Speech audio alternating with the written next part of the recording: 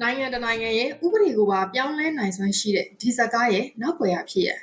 ဒီဗီဒီယိုမှာစိတ်နှလုံးမချမ်းမြေ့စရာကိစ္စရပ်တွေပါဝင်ကြောင်းကိုကြိုတင်အသိပေးလိုပါတယ်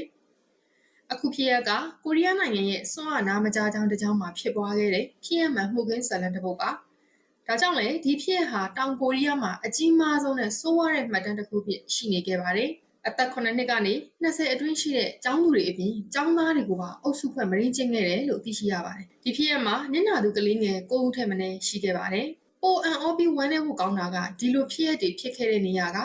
ကလေးတွေကိုပညာသင်ကြားပေးနေတဲ့အကြောင်းကျူးလွန်တဲ့သူတွေကကျောင်းအုပ်နဲ့ဆရာတွေ